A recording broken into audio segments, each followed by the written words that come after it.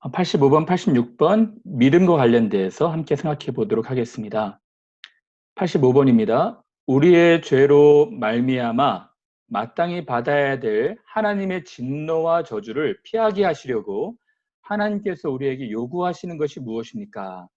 우리의 죄로 말미암아 진노와 저주를 받을 상황에 있었지만 하나님께서 피하게 하시려고 우리에게 요구하시는 것은 세 가지인데요. 첫 번째는 예수 그리스도를 믿는 것입니다. 두 번째는 생명에 이르는 회개를 하는 것입니다. 세 번째는 우리에게 구속의 언덕을 끼쳐 주시려고 그리스도께서 쓰시는 모든 은혜의 방편, 은혜의 방도를 사용하는 것입니다. 오늘은 믿음에 대해서 살펴볼 텐데요. 예수 그리스도를 믿는 믿음이 무엇입니까?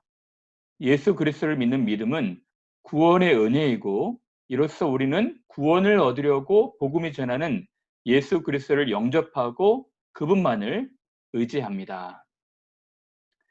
우리가 믿어야 될 내용과 행해야 될 내용에 대해서 살펴보고 있는데요. 어제 우리는 십계명을 지킬 처지가 아니라는 말씀을 드렸습니다. 그 결과로는 하나님의 진노와 저주가, 지옥이 있다고 말씀을 드렸죠. 근데 예수님께서 우리를 위해서 큰일을 이루어 놓으셨다는 것입니다. 그래서 그 은혜의 방편들을 활용하라는 것인데, 좀 더 자세하게 보자면 하나님의 진노를 피하게 하기 위해 우리에게 요구하시는 것이 무엇입니까? 어제 살펴봤던 것처럼 하나님이 계명을 주셨습니다. 이 계명으로 구원을 받으라고 한 것은 아니었죠. 계명으로 우리의 죄를 깨닫고 죄의 결과를 알게 되고 또 죄의 해결책 대신 예수 그리스도를 믿게 하시는 것이었죠. 그리고 예수 그리스도를 사랑함으로 그 계명을 삶의 규범으로 기준으로 지키는 것이었습니다. 우리가 이 하나님의 진노를 피하게 하기 위해서는 믿음을 요구하시는데요. 믿음뿐만 아니라 세 가지를 요구하십니다. 그 세 가지는, 첫 번째는 믿음입니다. 두 번째는 생명에 이르는 회개가 있겠죠. 내일 살펴보겠습니다. 그 다음으로는 은혜의 방편, 은혜의 방도를 활용하라는 것입니다. 이것은 말씀과 성례와 기도입니다. 하나님께서 부지런히 은혜의 방편을 사용해서 하나님의 요구에 부응하는 삶들을 살기를 바라시는 것이죠. 오늘은 첫 번째로 믿음에 대해서 살펴보겠습니다. 믿음에는 두 가지 종류가 있거든요. 어떤 종류냐면, 첫 번째는 구원을 얻지 못하는 믿음이 있습니다. 두 번째는 구원을 얻게 하는 믿음이 있어요. 그래서 구원을 얻지 못하는 믿음이 무엇이고 구원을 얻게 하는 믿음이 무엇인지를 자세히 살펴보도록 하겠습니다. 믿음에는 네 가지 종류가 있습니다. 첫 번째로는 역사적 믿음입니다. 두 번째는 일시적 믿음이고, 세 번째는 이적적 또는 기적적 믿음입니다. 세 번째는 구원을 얻게 하는 믿음이죠. 앞에 역사, 일시, 이적적 믿음은 구원을 얻지 못하는 믿음이에요. 이 믿음에 대해서 제가 잠깐 설명을 드릴 텐데요. 역사적 믿음이라고 하는 것은 지적으로는 동의하는 거예요. 하나님도 살아계시고 예수님도 계시고 예수님께서 우리를 위해서 십자가에서 희생하시는 것도 지적으로 동의하는 것입니다. 그러니까 왜 이것을 역사적 믿음이라고 하냐면, 역사적 지식에 지나지 않았기 때문에, 지적인 동의에 그치기 때문에 그냥 역사적 믿음이라고 하는 것입니다. 일시적 믿음은 무엇일까요? 감정적으로 기뻐하기도 합니다. 그냥 지적인 동의뿐만 아니라 이 동의가 기쁨까지 가기도 해요. 그러나 일시적으로 기뻤지만 고난이 닥치면, 환난이 닥치면 기쁨이 사라지는 것입니다. 그리고 이적적 믿음은 뭐냐면, 기쁨뿐만 아니라 특별한 경험도 하기도 해요. 영적인 경험, 영적인 체험도 있습니다. 그러나 영적 체험에 기초한 신뢰가 아니라 신념인 것이죠. 쌍방적인 믿음이 아니라 일방적인 신념인 것입니다. 이 신념은 욕망을 채우는 것에 관심이 많아요. 그리고 네 번째로는 구원을 얻게 하는 믿음인데, 이 구원을 얻게 하는 믿음의 특징이 무엇일까요? 지식도 있습니다. 기쁨도 있습니다. 경험적 신뢰도 있는 것입니다. 그리고 이 특징은 확신 가운데 있고 순종하는 행함이 있는 믿음이고 인내 가운데 순종을 이루어가는 믿음인 것이죠. 그러면 이제부터는 이 네 가지 믿음에 대해서 자세히 제가 설명을 해드릴까 합니다. 첫 번째로 역사적 믿음입니다. 하나님을 믿어요. 예수님도 믿습니다. 성령 하나님께서 하시는 일도 믿어요. 근데 그냥 믿음에 그치는 것입니다. 예수님 믿는다고 말하지만 실제로는 믿음처럼 삶과 행함이 없는 것이죠.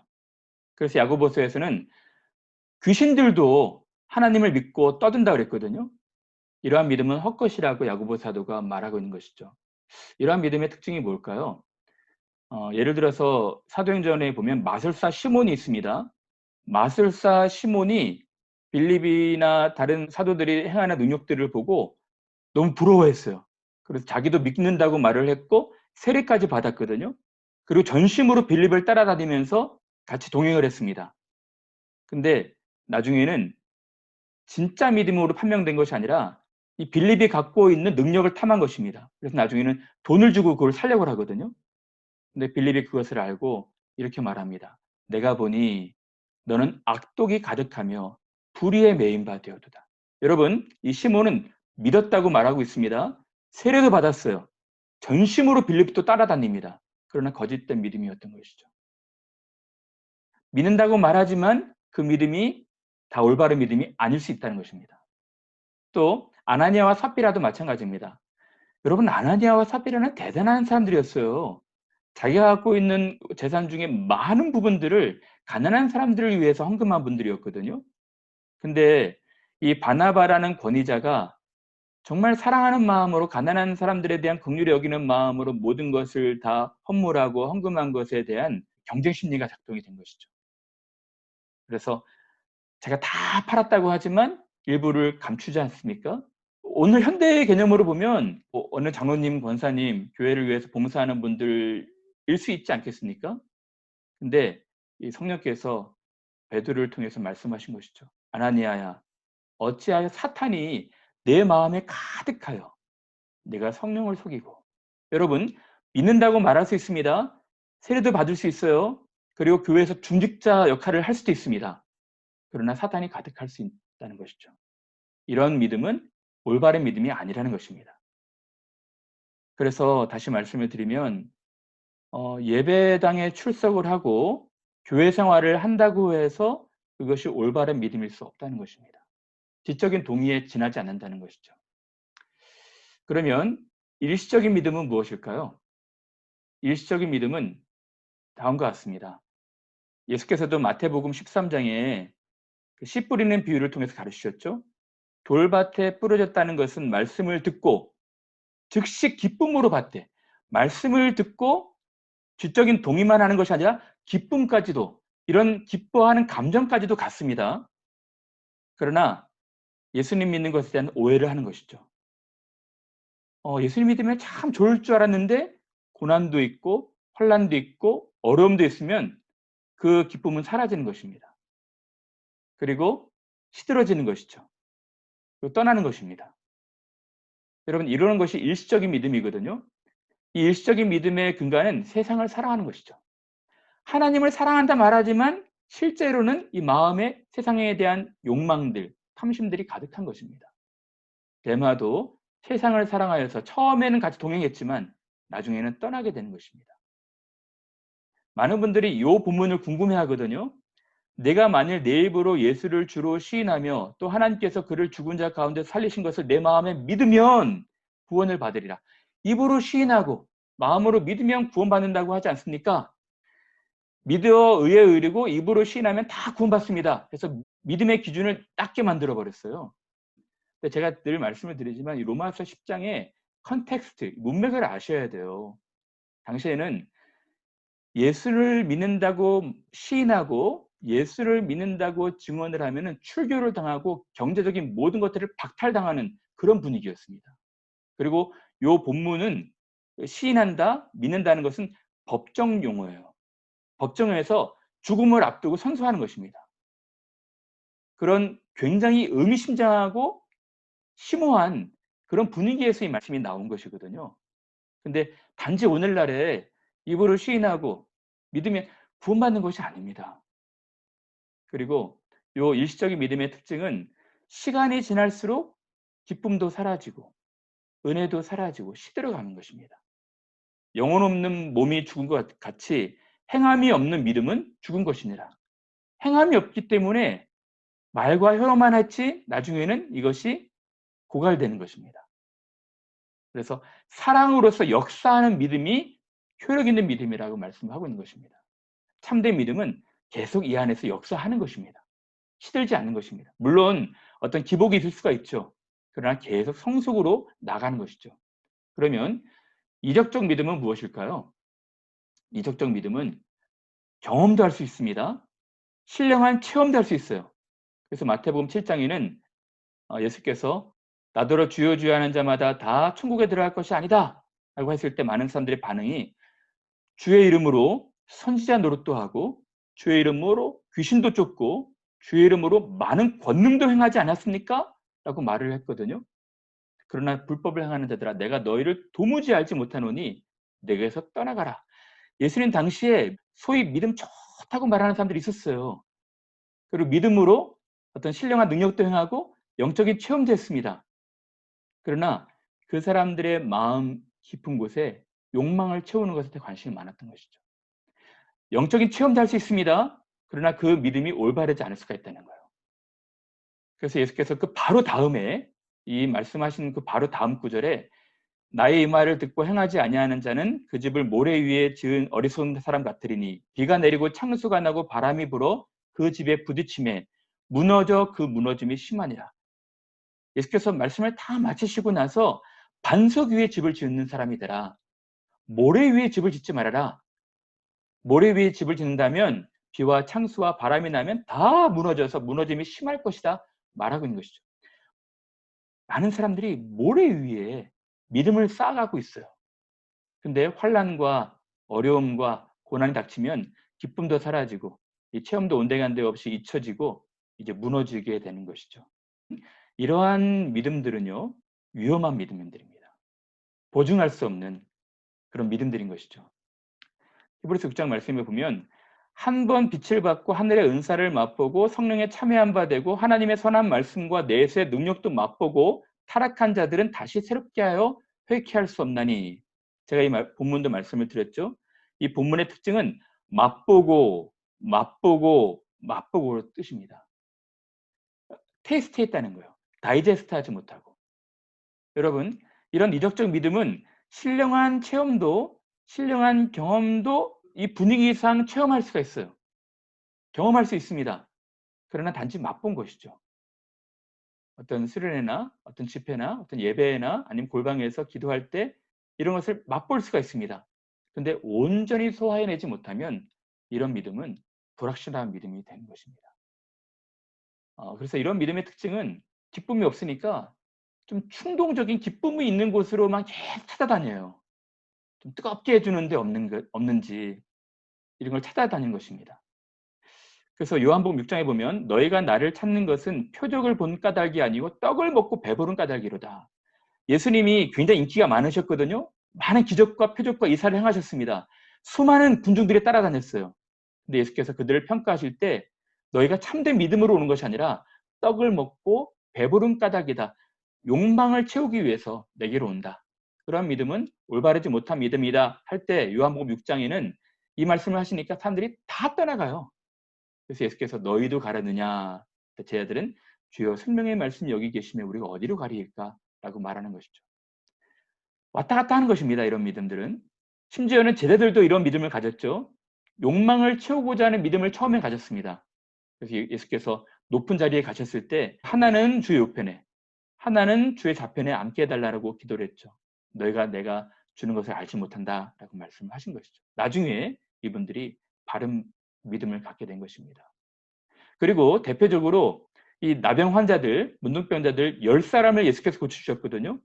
근데 그중에 한 사람만 예수께 왔고 9사람은 없었어요. 이들은 체험을 했습니다. 치유받는 놀라운 영적 체험도 했어요. 그러나 거의 체험에 그친 것이죠.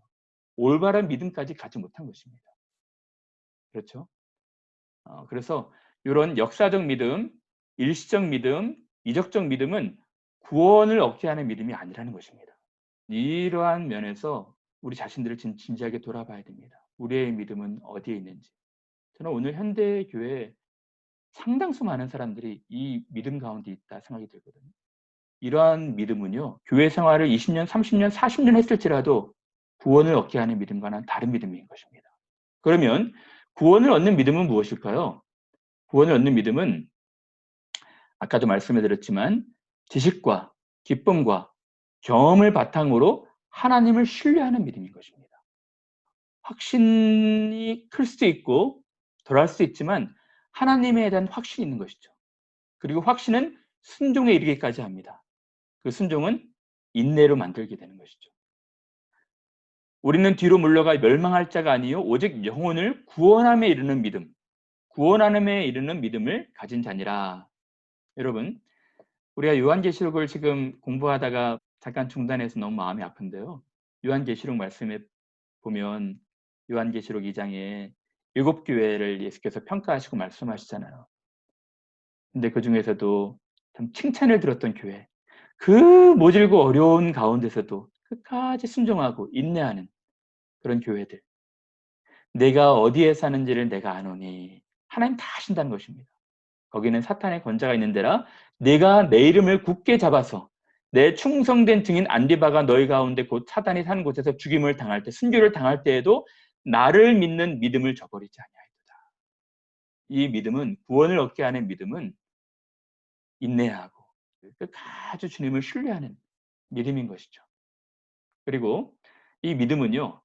어떤 고난과 어려움과 환란이 있어도 믿음을 저버리지 않고 하나님에 대한 신뢰를 지키는 믿음인 것입니다. 그리고 이 믿음은 자기 십자가를 지고 자기를 부인하는 순례의 길을 가는 믿음인 것이죠.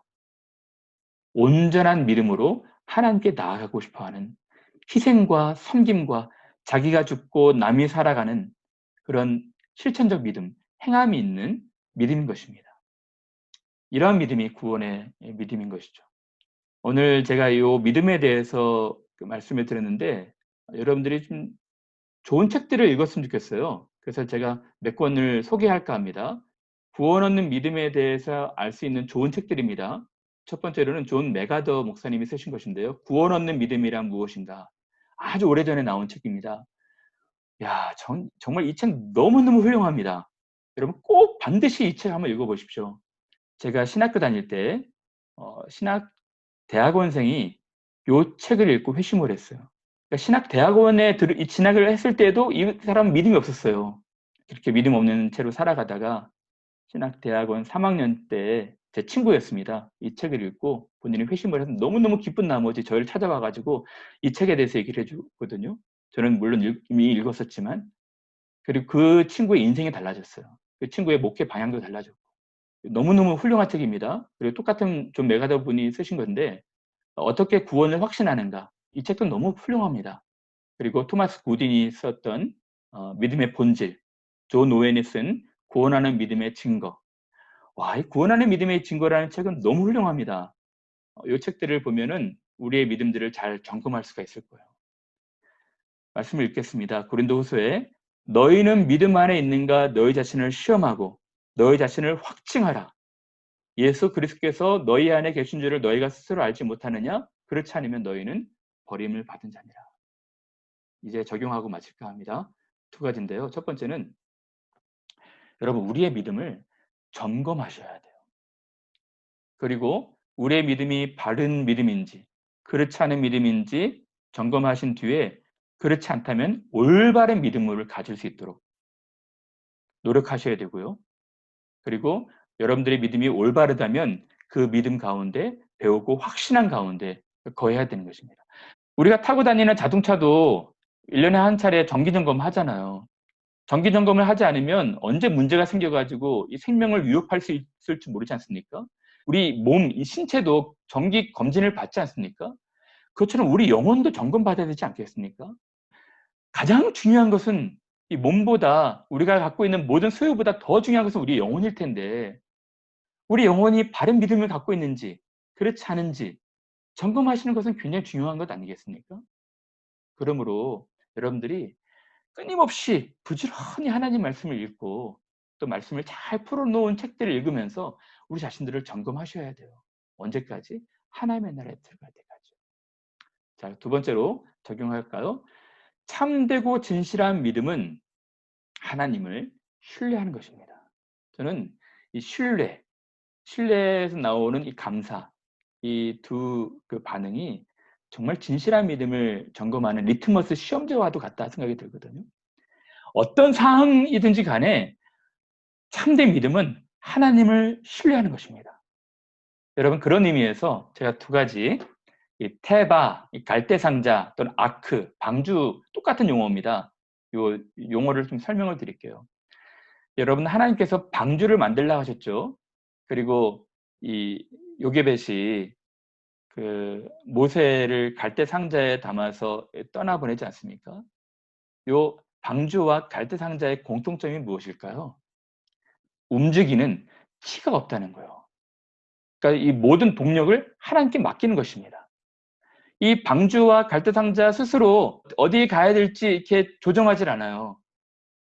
그냥 맡기는 것이죠. 이것이 테바입니다. 테바. 믿음은 테바입니다. 주인이 우리가 아니라 하나님이신 거예요.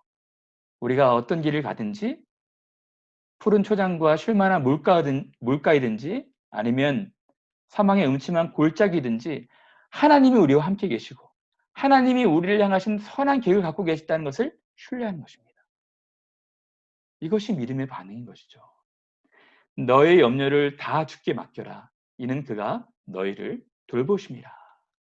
내 길을 여호와께 맡기라. 그를 의지하면 신뢰하면 그가 이루시고 내 짐을 여호와께 맡기라. 그가 너를 붙드시고 의인의 요동함을 영원히 허락하지 아니하시리로다. 사랑하는 여러분, 여러분들이 정말 참된 믿음을 갖고 계셔서 순종하시고 또 어려움이 있다 할지라도 인내하시고 어떤 상황 가운데든지 하나님을 여전한 방식으로 신뢰하는 믿음을 가지셨으면 좋겠어요. 물론 이 믿음에 강약은 있을 것입니다. 그러나 이 믿음은 더 성숙해지고 더 자라가야 돼요. 그러한 믿음을 갖는 저와 여러분 모두가 되시기를 바랍니다. 문제를 읽고 마칠까요? 우리의 죄로 말미암아 마땅히 받아야 될 하나님의 진노와 저주를 피하게 하시려고 하나님께서 우리에게 요구하시는 것은 예수 그리스도를 믿고 생명에 이르는 회개를 하며 우리에게 구속의 은덕을 끼쳐 주시려고 그리스도께서 주시는 모든 방도를 부지런히 사용하는 것입니다. 예수 그리스도를 믿는 믿음이 무엇입니까? 그리스도를 믿는 믿음은 구원의 은혜이고 이로써 우리가 구원을 얻으려고 복음이 전하는 예수 그리스도를 영접하고 그분만을 신뢰 또는 의지하는 것입니다. 사랑하는 교인들이 이런 믿음 가운데 있고 믿음이 어제와 오늘이 다르고 오늘과 내일이 다른 더 성숙으로 나아가는 귀한 분들 되시기를 바랍니다. 감사합니다.